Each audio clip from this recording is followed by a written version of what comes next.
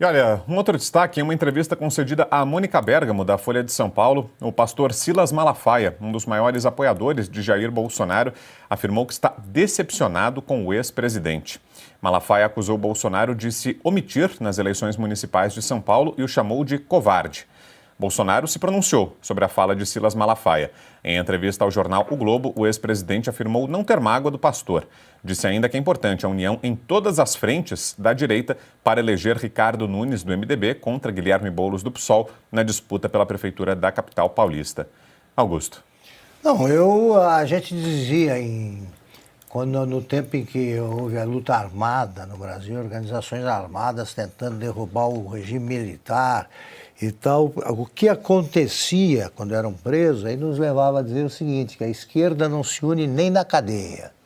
Se você pusesse na mesma sala, na mesma cela, você poderia ter uma pancadaria ali. Eu não estou entendendo. Estão brigando depois da vitória, né, da derrota sofrida no primeiro turno pelo Boulos. Boulos foi no primeiro turno. O Boulos veio para o segundo turno. Eles tinham que estar pensando aí na imposição da segunda derrota.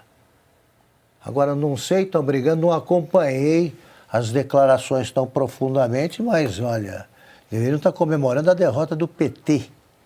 Porque os nossos amigos do chat falam, não, é o PSOL. É a mesma coisa. É a mesma coisa. Ali você põe numa panela, não tem mudança de gosto nenhum. PSOL e PT, o PSOL é o PT que ainda não teve acesso aos cofres, né? Ainda não pôde cometer o seu escândalo. Só isso. Diga, Piotr. Não, esse desejo incontido de protagonizar toda hora, o Silas Malafaia foi dar uma entrevista para Mônica Bergamo. Qual o interesse de uma entrevista como essa se não for esse de querer protagonizar? Óbvio que pode se avaliar e é justo que se faça internamente o papel que o presidente Bolsonaro deveria ter tido, ou teve, não teve, de acordo com o julgamento. Mas o fato é que, por exemplo, podemos chamar de um afiliado político dele, talvez o principal, o governador de São Paulo, Tarcísio de Freitas, abraçou, se embrenhou na cidade e levou, com o apoio dele, reconhecido pelo próprio prefeito que concorre à reeleição, ao segundo turno. Vamos pensar a política de forma pragmática. O eleitor é muito mais pragmático do que os políticos, ou essas proeminências políticas que se vê por aí. O eleitor olha e fala assim, escuta, posso decidir aqui? Porque o eleitor está dando claras mostras que decide com a cabeça própria. Não adianta essas coisas todas, aí não vai mudar. Primeiro porque o eleitor, a Ana falou da agenda, né? O eleitor entende o que está acontecendo, não só aqui como também nos Estados Unidos. Quer ver? Vamos fazer. Nesse momento o quadro é Ricardo Nunes ou Guilherme Boulos. Esse é o quadro que tem que ser discutido agora. Estão discutindo essa confusão do primeiro turno, enquanto isso o adversário de todos organiza a campanha. E o eleitor segue. Pega a história da agenda. Você acha que se perguntar para a maioria dos pais aqui no Brasil se ele acha natural que a filha dele, se for uma esportista, vá lá competir, por exemplo, com um homem biológico? Claro que a maioria vai dizer, isso é um absurdo, porque ele pensa dessa maneira.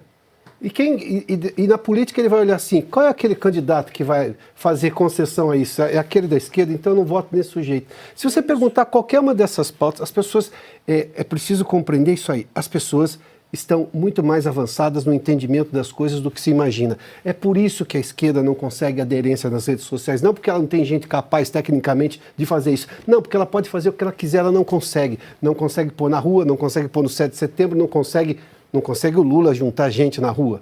Ou seja, as pessoas sabem o que está acontecendo, é preciso... Eu não estou dizendo, coloque boa-fé no brasileiro. Não, boa-fé na inteligência dele, na capacidade de compreensão.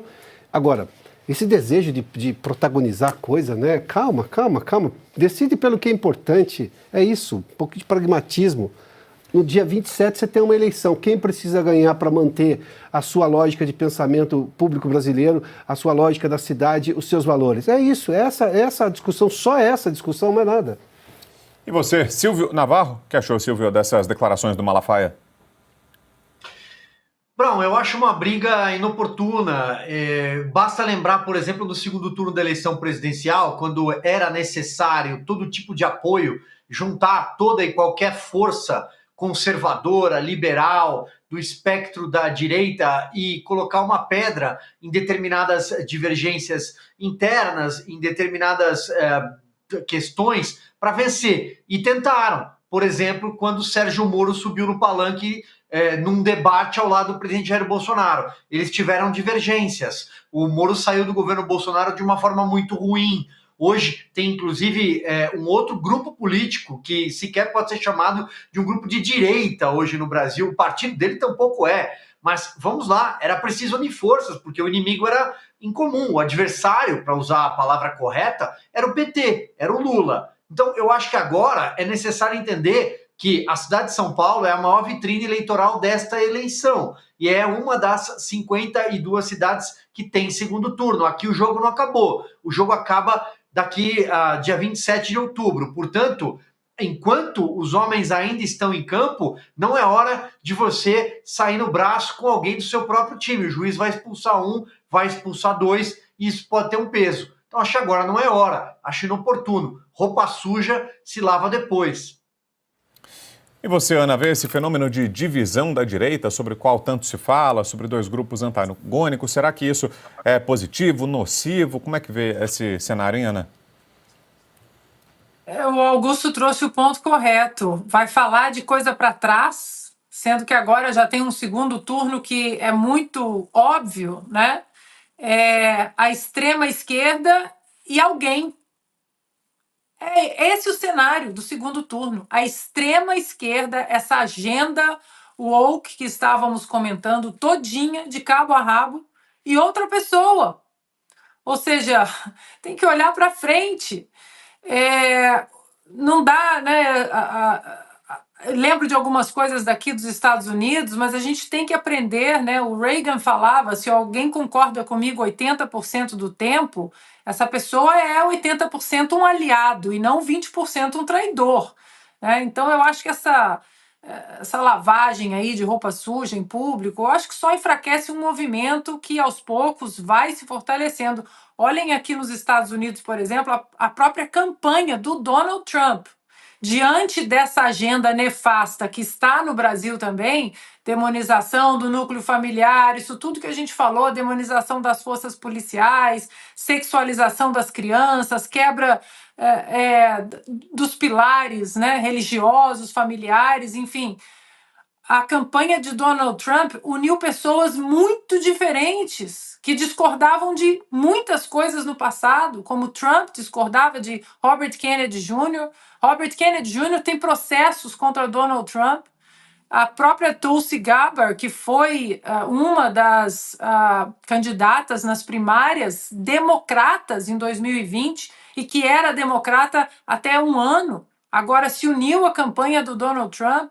O próprio Elon Musk, que é um libertário, que se considera um libertário, se uniu à campanha do Donald Trump, porque do outro lado é uma agenda de pura destruição, destruição da família, destruição da economia, destruição de tudo aquilo que o brasileiro, né, e o americano, o conservador, liberal, acredita para o progresso, e que não é que só acredita, é que a história já mostrou que dá certo. A outra agenda nunca deu certo, em momento algum da humanidade, e mesmo assim eles tentam implementar essa agenda, empurrar essa agenda em todos nós, e agora ainda querendo tirar nossas crianças do seio familiar.